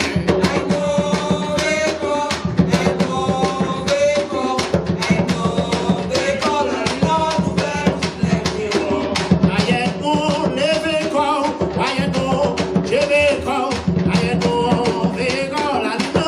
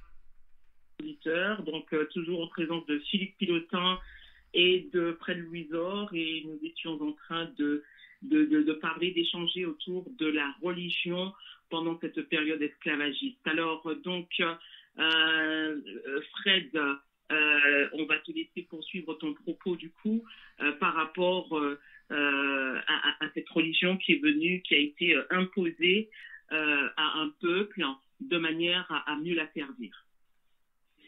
Ouais, tu as tout dit. Donc c'est fait pour ça, c'est fait après tout après les histoires de Jésus noir, c'est ça. Bon, c'est pas tellement important. C'est la fonction de la religion qui est importante. C'est-à-dire on se sert de ça pour mettre les gens en esclavage, pour les acculturer et tout. Et puis bon. J'ai entendu Philippe qui disait que oui, bon, Jésus est noir, tout ça, mais bon, s'il était noir, je ne vois pas pourquoi les noirs sont en esclavage, puisqu'il est noir. Non, c'est vrai l'histoire, c'est un peu comme a fait de La Fontaine qui a piqué des choses, qu'il a mis à leur source, parce qu'il savait que c'était plus facile de pouvoir toucher ces gens-là qui connaissaient déjà ces personnes-là. Parce que le roi belge le dit déjà. C'est ça que je voulais te faire comprendre. Tu vois? Oui, mais c'est pas logique. Ils ont servi d'un gens qui étaient là, en faisant croire que c'est eux qui interprétaient mal les propos de ces gens-là. Mais je suis signifié par là, Philippe, ils ont blanchi en fait. Est-ce que tu veux blanchi pour mieux faire passer leur message, pour dire que c'est eux qui ont mal compris le message. C'est ce que je voulais faire entendre, Fred. C'est ça la chose. Oui, je suis d'accord avec toi, mais bon, ça n'a pas de sens. Non, mais il faut le souligner. Non, parce qu'il faut le souligner. En cas, pas qu'à faire en haut, c'est pas fait en bas. Donc, on s'est servi, parce que le roi belge le dit bien, si tu veux le chercher. Il n'y a pas que lui. Le pape Grégoire VI le dit. Il dit bien, il faut se servir de ce qu'ils savent en le mettant à notre sauce pour qu'ils puissent le croire. Mais ça, je sais, mais c'est juste pour vous dire qu'on confond un petit peu spiritualité, religion. J'ai dit c'est la religion qui est là. Oui, c'est ça. Voilà. Parce que alors quand tu parles de religion, Fred, tu parles précisément de la religion catholique, c'est ça? Non, c'est pareil. Les musulmans, ils ont fait la même chose. Toutes les religions. D'accord. Les religions, ça fait 1300 ans, les musulmans. Ils ont fait la même chose. Ils englobent tout ça, donc c'est les religions, d'accord. C'est les religions, parce qu'il y a la spiritualité. La différence entre la spiritualité et la religion, c'est religion, c'est l'opinion des autres. Et la spiritualité, c'est ton opinion, c'est ta façon de voir. C'est toi qui rentres. Donc tu es spirituel quand tu mets de côté tout ce qu'on t'a appris et que tu rentres dans ta chambre. Quand je dis de la chambre, c'est dans ton intérieur pour voir la divinité qui est en toi, parce que nous, on est tous que nous sommes des êtres divins appelés à devenir, à être Dieu. Et il n'y a pas un Dieu omnipotent qui nous dit ce qu'il faut faire. Tout ça, c'est là. Si c'est quelqu'un qui te dit de faire quelque chose, c'est la religion. Parce que c'est toujours pour son profit. Vous allez qu'à voir tout ce qu'il y a, toutes les églises, là, les soi-disant prophètes, là, c'est pour leur profit, c'est pas pour le peuple. Donc c'est pareil, hein, quand les colonisateurs là, sont venus, c'est pour leur profit, c'est tout, il n'y a rien. Donc ils ont trouvé ça, ils ont dit, John, hop, on va mettre, comme ils savent, pareil, par exemple, si on prend pourquoi on ne mange pas de porc? Alors, on disait, oui, bon, il y a ceci, il y a cela, mais pourquoi on ne le mange pas? Parce que Dieu a dit, il ne faut pas manger. Avant, quand on disait aux gens, il ne faut pas manger de porc, ils mangeaient quand même. Alors que le porc avait une maladie qu'on appelle l'urée, je crois, je ne sais plus. La peste porcine qui, au Moyen-Âge, a décimé un peu. Voilà, qui tuait beaucoup de gens. Décimé, parce qu'à l'époque, il faut savoir que les porcs, il n'y avait pas de poubelle. Les porcs, c'était le fossoyeur. Dans toutes les civilisations, les gens nourrissaient des porcs. Et qui étaient des éboueurs, qui mangeaient tout, du papier, tout. C'était qui affectait les villages. C'est ce que je voulais dire. Ce que je voulais dire, c'est pas la fonction du porc. Bon, enfin, ce que je voulais dire, c'est que quand on disait, par exemple, il faut pas manger de porc. Bon, les gens, ils continuent. Mais quand on a dit, Dieu a dit, par exemple, Allah, voilà, il faut pas manger de porc parce que c'est cela, les gens ont arrêté. Donc, parce que c'est toujours Dieu, c'est toujours ça. Et c'est toujours par rapport à des influences extérieures. qu'on met les gens en esclavage, pour l'argent. C'est surtout pour l'argent. Pour l'argent. Alors Fred, pour conclure un petit peu, est-ce qu'on pourrait dire que cet apport religieux aurait permis de garder ce peuple-là 400 ans. Donc en fait, ils n'ont pas bougé pendant toutes ces années. Est-ce que tu penses que c'est parce que ça a été réussi, justement, ça, le fait de venir, de mettre la religion au milieu de tout ça? Oui, c'est bien entendu, jusqu'à un point. Mais quand même, pourquoi ça a marché? Parce que ils ont inventé des choses. Ils ont inventé deux choses. Ils ont inventé l'enfer et le paradis. C'est-à-dire que si vous ne faites pas ceci, vous irez en enfer. Et si vous faites ceci comme ça, vous aurez le paradis, alors que eux-mêmes, ils profitaient de la vie sur terre. Donc ça, c'est une invention, ça n'existe pas. Il n'y a pas d'enfer, il n'y a pas de péché. Tout ça, ce sont des inventions. Parce que mais dans toutes les civilisations, ça a toujours été pareil. Est-ce que tu sais qu'aujourd'hui, toi, tu es un religieux? Tu pratiques une religion sans le savoir. Est-ce que tu le sais, ça? Je ne suis pas religieux, je suis spirituel. Non, mais tu pratiques une religion sans le savoir. Non, je ne pratique pas de religion. Parce que l'État, les lois de l'État, c'est pareil que les religions. Les religions, ce sont des lois. En France, tu ne peux pas ce que tu veux pas. Tu as une voiture qui est dessus, que tu achètes. On te dit que tu ne peux pas rouler à plus de 200 km/h. C'est pareil, les religions, ce sont des lois qu'on institue. Et donc, la première religion que tout le monde doit s'y atteler, c'est la religion d'État, qui est les lois qu'ils ont fixées. Dans tous les pays, c'est comme ça. Mais dans toutes les lois, il y a des lois. Il y a des lois, mais c'est toujours, ça découle, c'est la hiérarchie. Mais c'est quoi, quand tu parles la religion, ce sont des lois. On te dit ce sont des lois, des proverbes, tout ce que tu veux, des psaumes. Ce sont des lois, c'est le nom qui change, c'est la même chose. Quand tu vas dire au Moyen-Âge, tu vas dire un ode ou lei au Moyen-Âge, et quand tu dis poème, c'est la même chose. C'est quelque chose qui change.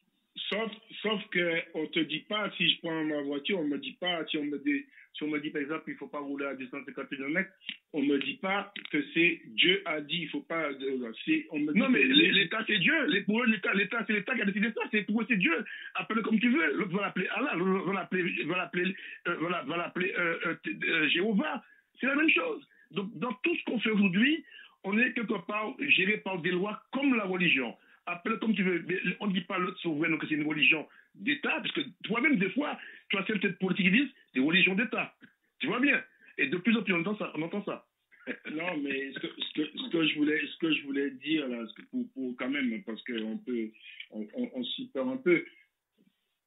La religion, si on prend la religion catholique, comme tu dis, ce sont des lois, mais ce sont des lois qui découlent de ce qu'ils appellent Dieu. Voilà. C'est-à-dire que Dieu a parlé à un tel, il a dit il faut faire ça, il faut faire ça.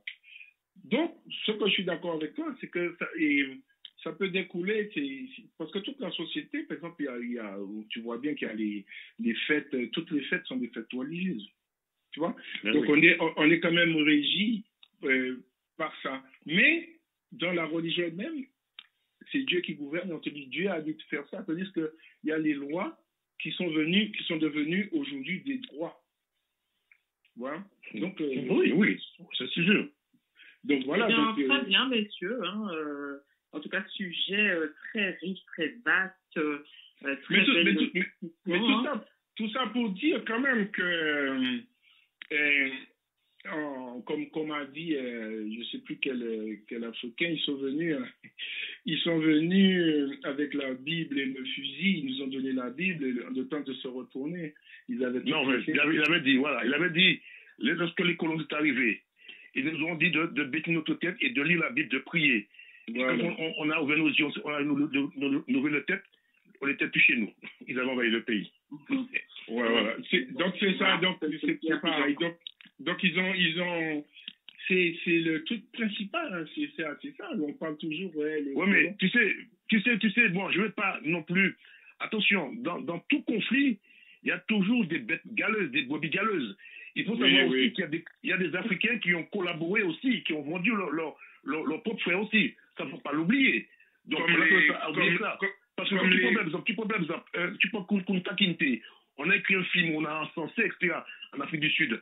Mais tu vois bien que quand il s'est révolté avec son peuple, tu vois même en Calédonie aussi, maintenant ils veulent l'indépendance, en Calédonie aussi, il y en a qui ont collaboré avec les colons, qui ont dit où ils étaient cachés, etc. Donc tu vois, donc, dans toute société, il y a tout des... il y a toujours des corrompus un peu partout. Tous des corrompus. On n'invente pas l'histoire, hein. Voilà. Non, on va pas quand même, non, moi je suis pas d'accord. On va pas quand même, il y a quelques corrompus, d'accord, mais c'est quand même ceux qui ont acheté des gens, qui les ont maltraités, qui sont responsables. Je dis, écoute-moi bien, tu sais, quand tu prends par exemple les Amérindiens, ça c'est un aparté que je fais avant de conclure. Les Amérindiens, ils étaient moins nombreux que les Africains, ils ont mis en échec, parce qu'on ne te dit pas ça, ils ont mis en échec les colons qui étaient pourtant armés. On ne te dit pas les vérités. Il a fallu qu'ils viennent 3 ou 4 fois pour prendre possession des Antilles et les Amérindiens ne sont jamais laissés faire. Moi, ce que je te dis sincèrement, je reproche aux Africains, ils le savent que je le dis. Attention, je leur dis, vous n'êtes pas battus assez pour débouter ces gens-là. Parce qu'il y a parmi vous qui ont continué à laisser faire. Il faut voir l'histoire de Shaka Zulu qui a massacré les Indiens. Il y a la reine Inaziga qui oui, mais ce que je dis, donc, c'est pour te montrer un peu que des fois, on n'est pas tout. C'est vrai que l'esclavage, pour moi, c'est la pire des atrocités que le monde ait connues aujourd'hui, qu'on le veuille ou pas. Même si on veut la minimiser, je dis non, je ne suis pas d'accord. C'est abominable. C'est abominable. Il ne faut pas oublier aussi que l'Afrique, c'est pas les dimensions qu'on met sur la carte. Hein.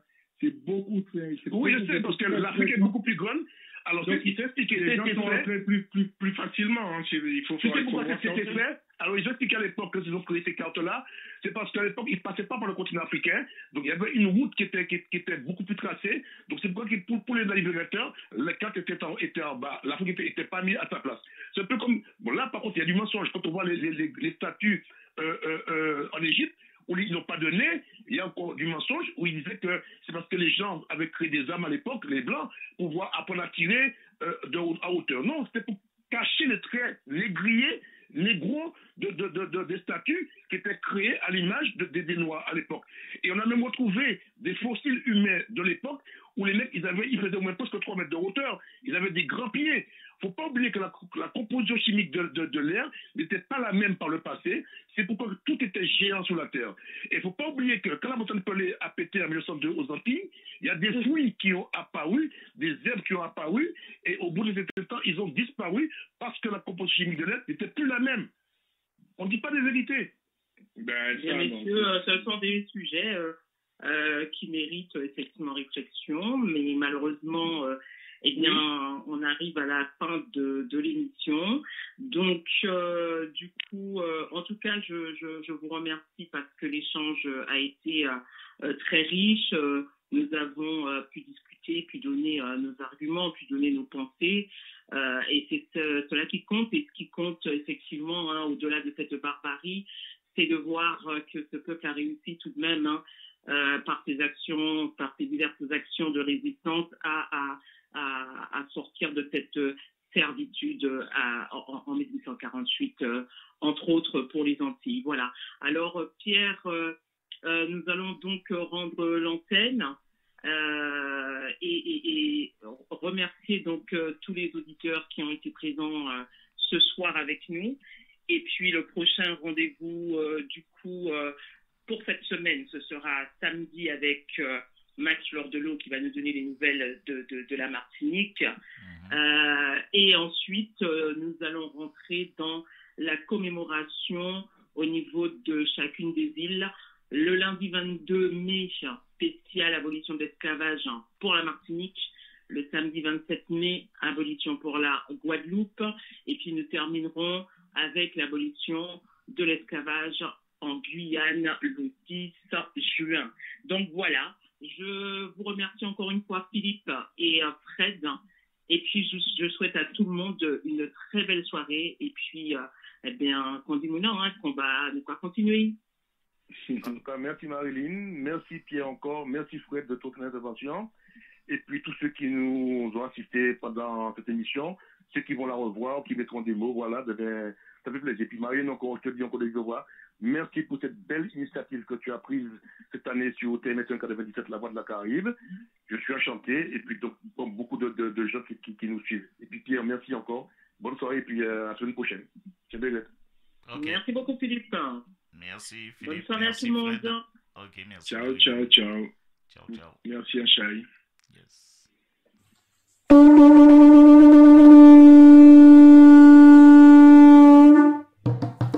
Radio Tout-Petit-Boune 97 commémore le 175e anniversaire de l'abolition de l'esclavage aux Antilles-Guyane cette année. Soyez au rendez-vous sur votre radio du 10 mai au 10 juin dans l'émission du lundi, mercredi, jeudi et samedi dès 19h. Au programme, documentaire, poésie, témoignages, débats, les manifestations aux Antilles, musique cap pour liberté.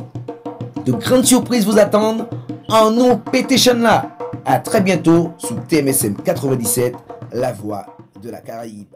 On pas mandé couler nous là, on pas mandé dans blanc en moins, on pas mandé chivé grené, on pas mandé né plat en moins, on pas mandé on gel épée, toutes ces mounades d'eau en moins, comme si vraiment son tableau maman.